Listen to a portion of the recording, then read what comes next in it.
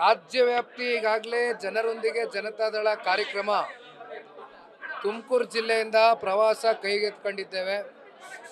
ರಾಮನಗರ ಜಿಲ್ಲೆಯನ್ನು ಮುಗಿಸಿ ಇವತ್ತು ಕಲ್ಯಾಣ ಕರ್ನಾಟಕದ ಭಾಗಕ್ಕೆ ಮೊದಲನೇ ದಿನ ಏನು ಬಂದಿದ್ದೇವೆ. ಇವತ್ತು ರಾಯಚೂರಿನಲ್ಲಿ ಸಿಂಧನೂರು ಈಗಾಗಲೇ ಮುಕ್ತಾಯ ಆಗಿದೆ. ಇಲ್ಲಿಂದ ಮಾನವಿಗೆ ಹೋಗ್ತಾ ಇದ್ದೇವೆ. ನಾಳೆ ದಿನ ದೇವದುರ್ಗದಲ್ಲಿದೆ.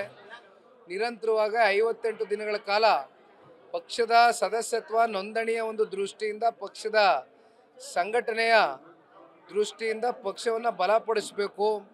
ತಳಮಟ್ಟದಿಂದ ಕಾರ್ಯಕರ್ತರ ಜೊತೆ ಕೂತು ಪಕ್ಷವನ್ನು ಮುಂದೆ ಯಾವ ರೀತಿ ಮುನ್ನಡೆಸಬೇಕು ಅಂತಕ್ಕಂಥದ್ರ ಬಗ್ಗೆ ಅವ್ರ ಜೊತೆ ಕೂತ್ಕೊಂಡು ಒಂದು ಸಮಾಲೋಚನೆ ಮಾಡ್ತಕ್ಕಂಥದ್ದಕ್ಕೆ ಈ ಕಾರ್ಯಕ್ರಮವನ್ನು ರಾಜ್ಯವ್ಯಾಪ್ತಿ ಹಮ್ಮಿಕೊಂಡಿದ್ದೇವೆ. ಅದಕ್ಕೆ ಈಗಾಗಲೇ ಪಕ್ಷದ ಕಾರ್ಯಕರ್ತರುಗಳು, ಶಾಸಕರು, ಮಾಜಿ ಶಾಸಕರು, ನಮ್ಮ ಅಭ್ಯರ್ಥಿಗಳು ಎಲ್ಲರೂ ಭಾಳ ಪೂರ್ವಕವಾಗಿ ಸ್ಪಂದಿಸ್ತಾ ಇದ್ದಾರೆ. ಕಳೆದ ಒಂದು ವಾರ 10 ದಿನಗಳಿಂದ ಕಾಂಗ್ರೆಸ್ನ ಸ್ವಪಕ್ಷೀಯರು ಅವರ ಸರ್ಕಾರದಲ್ಲಿ ಇರ್ತಕ್ಕಂಥ ಕೆಲವೊಂದಷ್ಟು ಹಿರಿಯ ಶಾಸಕರು, ಒಬ್ಬೊಬ್ಬರು 7, 8 ಬಾರಿ ಶಾಸಕರಾಗಿ ಆಯ್ಕೆಯಾಗಿರ್ತಕ್ಕಂಥವ್ರು, ಅವರು ಸರ್ಕಾರದಲ್ಲಿ ನಡೀತಾ ಇರ್ತಕ್ಕಂಥ ಭ್ರಷ್ಟಾಚಾರದ ಬಗ್ಗೆ, ವೈಫಲ್ಯತೆಗಳ ಬಗ್ಗೆ ಹಾಗೂ ಸರ್ಕಾರದಲ್ಲಿರ್ತಕ್ಕಂಥ ಶಾಸಕರನ್ನ ಯಾವ ರೀತಿ ಆಡಳಿತ ಪಕ್ಷ ಕಡೆಗಣಿಸ್ತಾ ಇದೆ ಅಂತಕ್ಕಂಥ ಬೇಸರದ ಕೆಲವೊಂದಷ್ಟು ನುಡಿಗಳನ್ನ ಮಾಧ್ಯಮದ ಮೂಲಕ ಸಾರ್ವಜನಿಕವಾಗಿ ವೇದಿಕೆಗಳಲ್ಲಿ ಹಂಚ್ಕೊಂಡಿರ್ತಕ್ಕಂಥದ್ದು ನೋಡಿದ್ದೇವೆ. ಅದರಲ್ಲಿ ಒಂದು ಪ್ರಕರಣ ಇವತ್ತು ಭಾಳ ಗಂಭೀರವಾಗಿ ಬೆಳಕಿಗೆ ಬಂದಿರತಕ್ಕಂಥದ್ದು. ವಸತಿಯಲ್ಲಿ ಆಗ್ತಾ ಇರ್ತಕ್ಕಂಥ ಅವ್ಯವಹಾರಗಳು.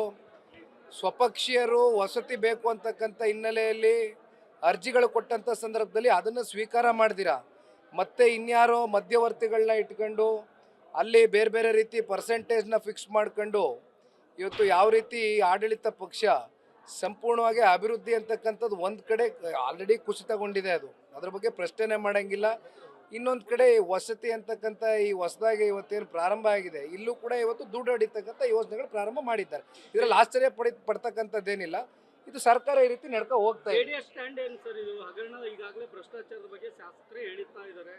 ಸೊ ನಿಮ್ಮ ಸ್ಟ್ಯಾಂಡ್ ಏನಾಗಿರುತ್ತೆ? ಇದು ರಾಜ್ಯದ ಹಿತಾಸಕ್ತಿ ಕಾಪಾಡ್ತಕ್ಕಂಥ ದೃಷ್ಟಿಯಿಂದ ಪಕ್ಷದ ಕಡೆಯಿಂದ ಈಗಾಗಲೇ ಎಲ್ಲ ಜಿಲ್ಲಾಧ್ಯಕ್ಷರುಗಳಿಗೆ ಪಕ್ಷದ ಕಡೆಯಿಂದ ಪತ್ರ ಹೋಗಿದೆ.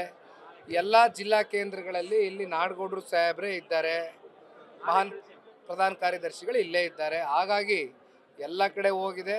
ಬಲವಾಗಿ ಪಕ್ಷದ ವತಿಯಿಂದ ಹೋರಾಟವನ್ನು ಕೈಗೆತ್ತಾರೆ.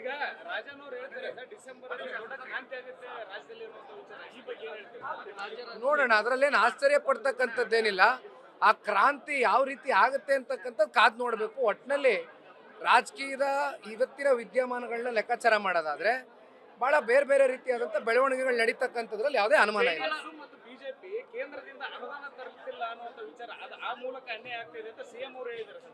ಇಲ್ಲಿ ರಾಜ್ಯಕ್ಕೆ ಕೊಡಬೇಕಾಗಿರ್ತಕ್ಕಂಥ, ನಮ್ಮ ರಾಜ್ಯದ ತೆರಿಗೆ ಮೂಲಕ ಕಟ್ತಾ ಇರ್ತಕ್ಕಂಥ ಅನುದಾನವೇ ಕೊಡ್ಲಿಕ್ಕಾಗಿಲ್ಲ.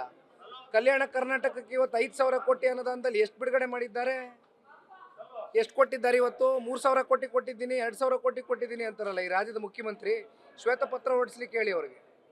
ನಿಜಕ್ಕೂ 2,000 ಕೋಟಿನೋ 3,000 ಕೋಟಿನೋ ಕಲ್ಯಾಣ ಕರ್ನಾಟಕದ ಕಲ್ಯಾಣಕ್ಕೋಸ್ಕರ, ಅಭಿವೃದ್ಧಿಗೋಸ್ಕರ ಇಟ್ಟಿರ್ತಕ್ಕಂಥ ಹಣ ಅದು ಎಲ್ಲೆಲ್ಲಿ ಕಲ್ಯಾಣ ಮಾಡವ್ರೆ, ಅದು ಯಾವ ರಸ್ತೆ ಅಭಿವೃದ್ಧಿ ಆಗದೆ, ಯಾವ ಶಾಲೆ ಕಟ್ಟಡ ಕಟ್ಟವ್ರೆ, ಯಾವ ಬಸ್ ಸ್ಟ್ಯಾಂಡ್ ನಿರ್ಮಾಣ ಮಾಡವ್ರೆ, ಇದೆಲ್ಲ ಒಂದು ಶ್ವೇತಪತ್ರ ಹೊರಡಿಸಕ್ಕೆ ಹೇಳಿ. ಅಲ್ಲ, ಈಗ ಬಿಜೆಪಿಯ ರಾಜ್ಯಾಧ್ಯಕ್ಷ ವಿಜೇಂದ್ರ ಅವರು ಕೂಡ ಇನ್ನು ಮುಂದಿನ 3 ವರ್ಷಗಳ ಕಾಲ ಅವರು ರಾಜ್ಯಾಧ್ಯಕ್ಷರು ಮುಂದುವರಿತಾರೆ ಅನ್ನುವಂಥ ಮಾಹಿತಿ ತಿಳಿದು ಬರ್ತಾ ಇದೆ.